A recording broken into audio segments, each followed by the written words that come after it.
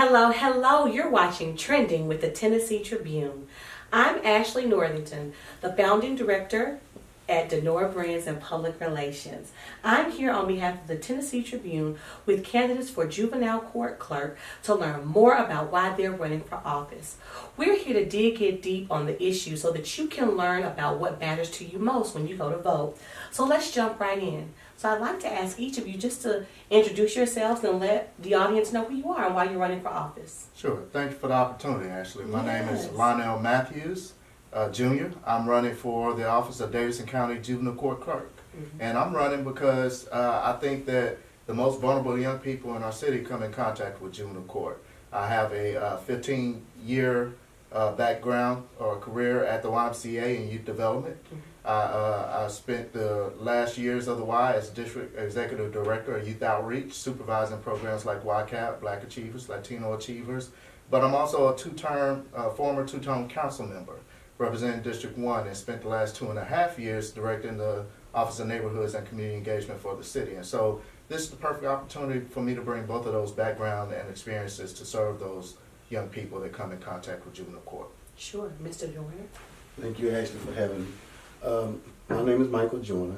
I'm native of Nashville and been here all my life. I've been, for the last 15 years, working with Metro Police Department on youth intervention. I've gotten up at 2 and 3 o'clock in the morning to go out on scenes to see our young teenagers laying on the street, deceased, and in hospitals, visiting about the gunshot wounds and working with them in the community. As a pastor of this church for 18 years, we've had so many youth people to come through our churches to have their funerals. And I just feel like it's time to make a change in our community with our young people. And I look at this as the perfect opportunity for me to be able to get into the clerk's office, examine records, see what problem areas are, and address them in so many ways, that by dispatching different ministries and different organizations to the problem and trying to work them out. And I'm hoping that Nashville will give me an opportunity to show them exactly what we can do in that office. Wonderful. You bring up a good point, Mr. Joyner. A lot of times, on social media or just in the community, we hear a lot about, we've got to do something about the crimes that our youth are committing. We've got to do something about teenage crime. And so, there's a lot of times this emphasis, if you will, on like figuring out like how to get them off the street or how to get them to stop doing, unsavory things, if you will. But oftentimes, we know that people are committing crimes because of some other root cause. What do you think if you were elected, and I'm going to ask this to both of you, I'll start with you, Mr. Joyner. If elected, what would you do to address those root causes, like poverty and other issues, to ensure that more students have the support that they need so that they don't end up in court? Poverty is definitely an issue. And one of the things that we would do is we would try to work with more organizations to find ways to get our children more involved in other after-school activities, for one thing, summer programs, build some summer programs. If you look at Major League Baseball, the one thing that's missing there is the African-American baseball player. That's because we don't have the summer Little League baseball players in the African community no more. And, when they don't have anything to do, what are they going to do? They're going to get in trouble. So by doing that, we want to create some different activities, open up some programs through other ministries and other programs to give the kids things to do in the summer and as well as after school, to give them opportunities such as the Y, to have places to go and opportunities to do different things besides go out and get in trouble. We want to give them another chance at life. I believe if we engage them, educate them, then we empower them to become what they can be. Wonderful. What about you, Lonnell? So I believe the juvenile court clerk's position is a clerical position. It's administrative. And you're the keeper of records for the juvenile court in this position. But I also believe that in addition to being the keeper of records, you're the keeper of information. I'm a firm believer in what gets measured gets done. And as the juvenile court clerk, I would be the one that would convene community partners to come into court and address those social determinants that we see. So as we're doing data analysis on the information that we're gathering in the clerk's office, we're helping to inform nonprofits, faith-based organizations on how they could better deliver services to address those social determinants, whether it be poverty, whether it be substance abuse, whether it be mental health abuse, whether it be low proficiency in education. All of those issues are going to contribute to some of the decisions that young people may make that winds up in juvenile court. Sure. So there's a lot of conversation around restorative justice. There are many people who kind of think that there should be some different ways that we, discipline and guide our youth. Can you talk to me a little bit about what you could do in your role to ensure that there's more restorative justice practices being had at the school level, at the court level, etc.? Yes, so I think restorative justice is inevitable in criminal justice reform nationwide. But it's already starting to happen here. We're already having that conversation. I've sat on the steering committee with Judge Calloway, District Attorney Funk, Public Defender DENOR, and Commander Gordon Howie with the MNPD to help think about and strategize how we will implement restorative justice here.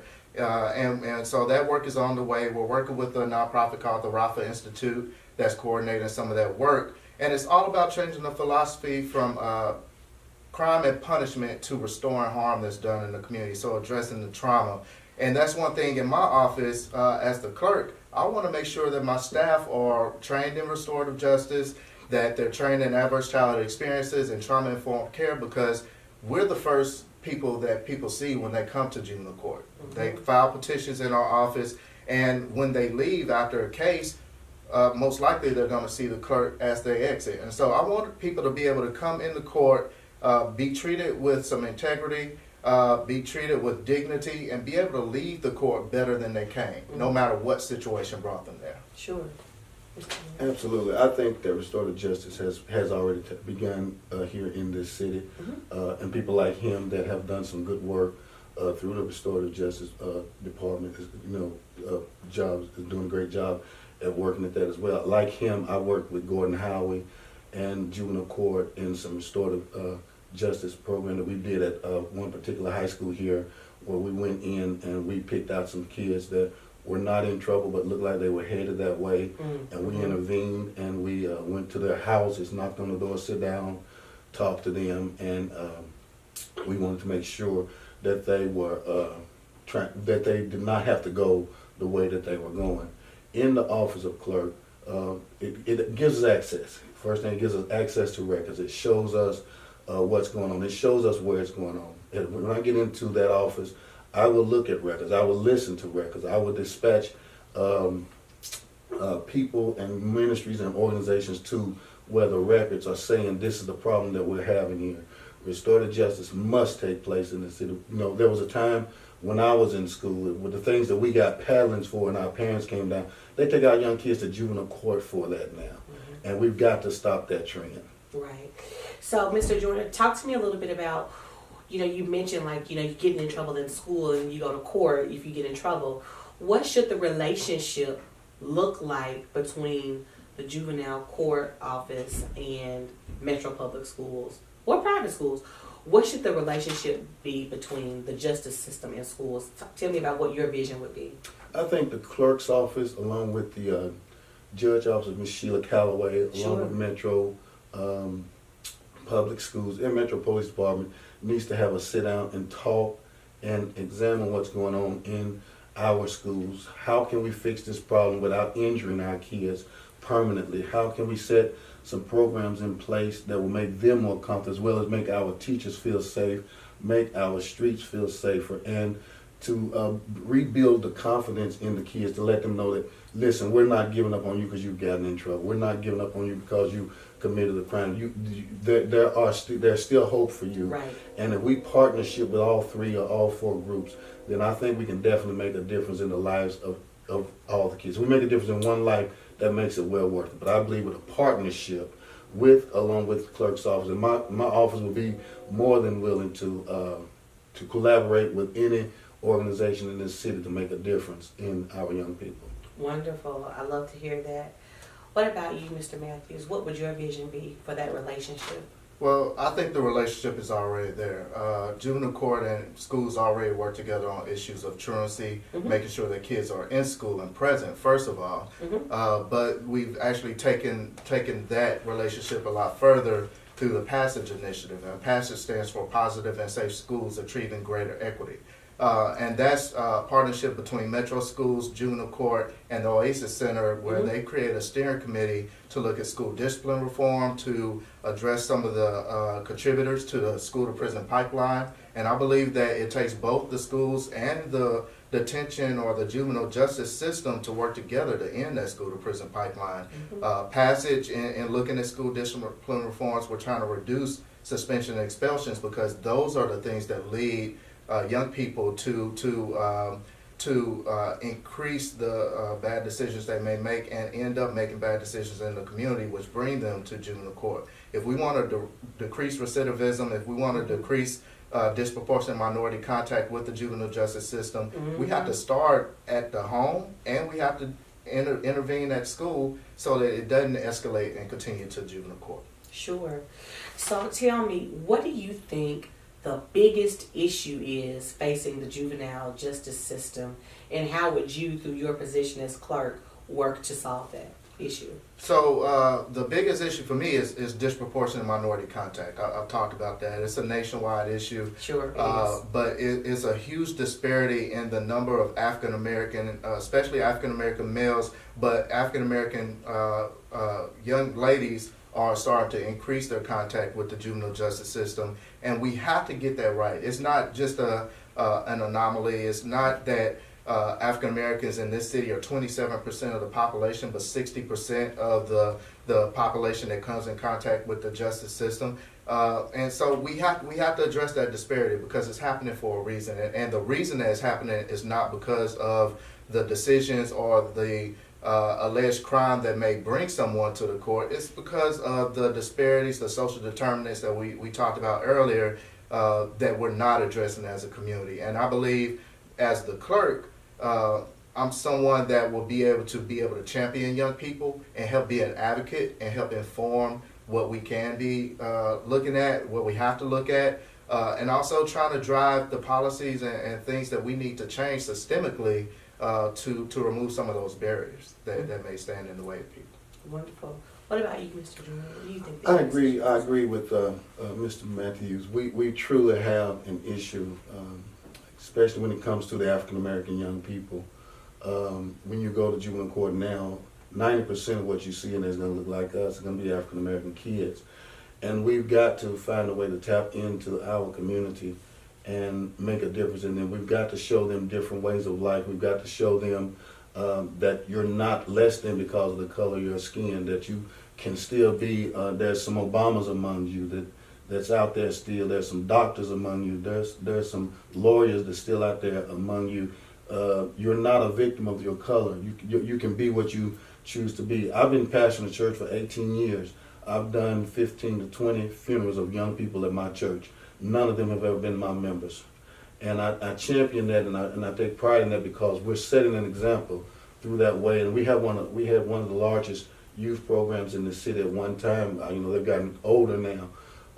But all of them have gone on and made success in their lives, and all of them still keep in contact, even those that have gone back out of town, to let us know, hey, you set up a standard for us and we're still living it. In the Juvenile Court Clerk's office, we have to make a difference. We have to look at the problem here. We have to look at what's causing our young people to go the way that they're going. Poverty, we know that's an issue. What can we do to help? Can we find jobs? Can we go out and work with other organizations, other people? As we look at the records and see what's going on in our streets. And that's the job. The job of the clerk's office is basically record keeping. And where you keep records at, you find facts, and when you address facts, you can get answers from them. Sure. So here is the really hard question. And that question is, Mr. Matthews, I'm going to start with you. Okay. Why do you think the voters should choose you? So I believe that I'm the most qualified candidate. I have a background of public service. I also have a background of youth development. So I know our communities, I know policy and being a policy advocate, but I also know young people and what they need for their development. I also believe that in this position, you need someone that is compassionate, someone that you can hold accountable, and someone that is looking to make an impact in the community and really change things that need to be changed. And so I would say don't vote for Lonnell. Vote for our young people. And just know that Lonnell is committed to doing the job to change the lives of young people in this county. I like that. Tell me, Mr. Joyner, why should the voters elect you? I believe that the voters should elect me for number one reason is for the last 18 years I've been working with kids. I've dealt with kids practically even before then. Before I became a pastor, I coached and taught Little League baseball, coached and taught Little League girls softball. I've always been active in young activities. It was not Michael's decision to run for this. It was many people in this community that said, hey, we need someone like you to be out there and in that office to make a difference in our children. They said, we don't need politicians. We've given politicians their chance. Let's put some people in there that's really concerned about our kids, people that have been out there, that have seen it, and really understand what we need to do. I have a passion for young people. I love kids. Kids has always been my passion. Even since before I became a pastor, I served youth. I've made a difference in many of the youth in this city. I have been on organizations that have turned gangs around and brought kids out of gangs and gave them second opportunities just by simply giving them a chance. And as the clerk, I will use that office not to just look at records, but to do something with the records and make a difference in this community and for our young people. Wonderful. I love that. I love that. Well, you've heard from two very passionate leaders. These are your choices for Juvenile Court Clerk. That's all that we have today for Trending with Tennessee Tribune. See you next time.